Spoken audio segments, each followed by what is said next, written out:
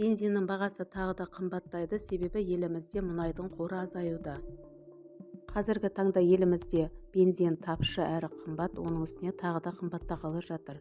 Энергетика министрлігі бағаның қандай болатынын ішкі нарықтағы мұнайдың құнына байланысты дейді.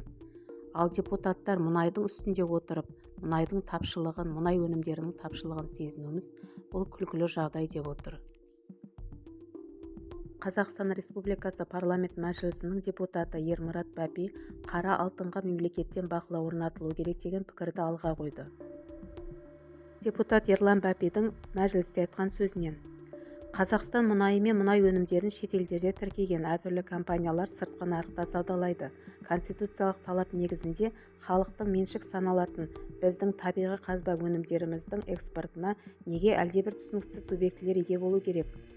Мәселен, қазақ мұнайын әлемдік нарықта саудалайтын ең ірі Литол компаниясы Швейцарияда тіркелген. Қазмұнайгаз трейдинг компаниясы да сол Швейцария резиденті деп атап көрсетті. Ал депутат Ерлан Сайыров былай деді: қазіргі ең ірі мәселе мұнайды өндіру емес, мұнайдың игілігін кім көріп жатыр деген сұрақ. Сол мұнай игілігін біз Конституция бойынша халыққа қайтара алдық па, жоқ па? Менің ойымша, оны халыққа қайтара алған жоқпыз, себебі оның бәрі мұнайды сату, тасымалдау әлі күнге дейін олигархтардың еншісінде деді. Ал мұнайды экспорттайтын компаниялардың барлығы да шетелде орналасқан екен. 10 жыл бұрын Қазмұнайгаз барлау өндіру қоғамының бас директоры Абат Нұрсейітов өзінің бір сұхбатында біздің қазақтың жеріндегі қойнауына біткен қара алтынның қоры ешқашанда таусылмайды, мұнайдың қоры таусылады деген күлкілі әңгіме деп айтқан еді. Енді мұнайдың үстінде отырмыз деп мақтанатын күн алысқа кеткен секілді. Осы салаға жауапты мамандардың айтуы бойынша қазір бар салмақ Қарашығанақ, Қашаған, Қаламқас орындарына түсіп тұрған секілді. Себебі қазір елімізде барлау жұмыстары өте баяу жүруде.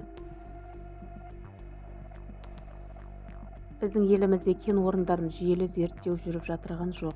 Еліміздегі 3 алып компания ішкі нарыққа бір тамшысында тамызбастан сыртқа тасиды. Алып компаниялар соңғы 7 жылда 6 миллион тонна мұнай өнімдерін импорттаған екен. Елімізде шикі мұнайға жауапты мамандар шикі мұнайды шектен тыс экспорттап, сол себепті ішкі нарықты дұрыстап есептей алмай қалады екен. Біз сол себепті көрші мемлекеттерге тәуелді болып отырған жағдайымыз бар.